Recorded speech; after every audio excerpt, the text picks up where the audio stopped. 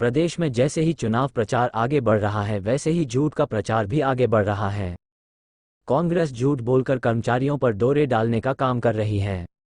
ये बात आज शिमला में भारतीय राज्य पेंशन महासंघ के राष्ट्रीय उपाध्यक्ष घनश्याम शर्मा ने पत्रकार वार्ता के दौरान कही।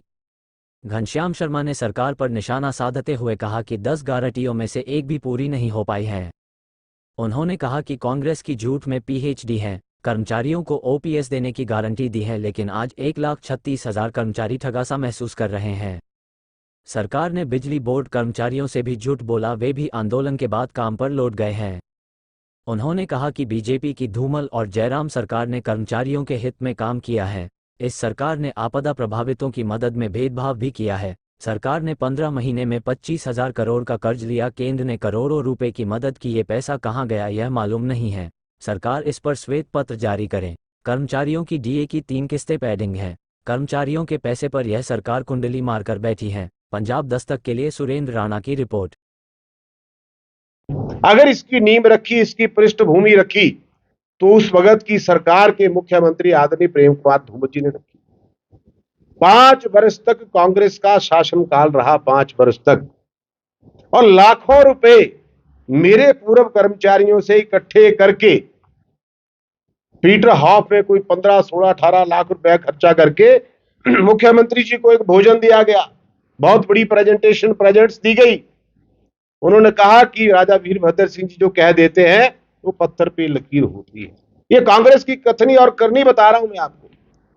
वो सरकार 5 वर्ष के बाद चली गई, वो कथनी भी चली गई और वो करनी भी चली गई। प्रदेश के पेंशनर समाज ने, बुजुर्ग समाज ने 18-20 लाख रुपया खर्चा अपनी पेंशन से खर्चा करके उनको 2 रुपए का फायदा सरकार ने नहीं दिया। फिर लोगों को समझ आई, सरकार फिर जयराम ठाकुर जी के नेतृत्व में हिमाचल प्रदेश के अंदर भारतीय जनता पार्टी की बनी, लेकिन दुर्भाग्य से जैसे ही कुछ करने की परिस्थितियां बनी तो इस विश्व को कोरोना की महामारी ने अपनी चपेट में ले लिया।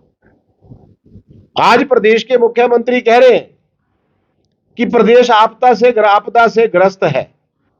भाई, प्रदेश आपदा से ग्रस्त नहीं है, प्रदेश आपके दुर्भावना से ग्रस्त है। कल मैं कुल्लू गया था। कुल्लू के अंदर पूर्व कर्मचारियों का बहुत बड़ा सम्मेलन था, तो वहां पर पूर्व कर्मचारियों ने अपनी मांगों के ऊपर चर्चा करने के बजाय ये कहा कि जो यहां पर आपदा के अंदर नुकसान हुआ है, आज दिन तक सरकार ने उसकी भी भरपाई पूरी नहीं की है। वहां भी भेदभाव किया गया है। सरकार आपदाग्रस्त नहीं है। सरकार को हजारों करोड़ रुपया केंद्र सरकार ने दिया। अभी परसों इस देश के यशस्वी प्रधानमंत्री नरेंद्र मोदी जी ने इसका खुलासा मंडी के अंदर किया।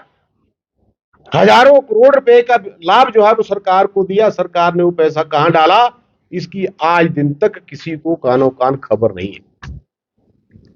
उल्टा 25,000 करोड़ रुपया कर्जा ले लिया। अभी 16 महीने की सरकार, 25,000 करोड़ का कर्जा। मैं आपके माध्यम से प्रदेश के मुख्यमंत्री और उनकी सरकार से पूछना चाहता हूं कि श्वेत पत्र जारी करें। अगर मन में कोई पाप कपट नहीं है तो श्वेत पत्र जारी करें। प्रदेश की जनता जानना चाहती है, प्रदेश के कर्मचारी, पूर्व कर्मचारी जानना चाहते हैं, क्योंकि उनके अधिकारों के ऊपर सरकार डाका डाल करके बैठी है। उसका खुलासा भी मैं अभी आगे करने वाला हूं। प्रदेश के मुख्यमंत्री बताएं।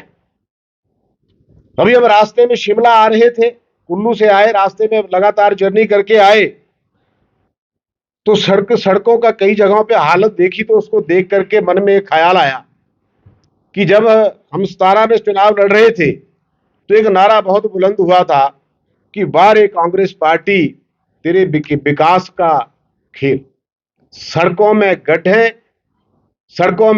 गड्ढों में पानी, ये कांग्रेस के विकास की कहानी।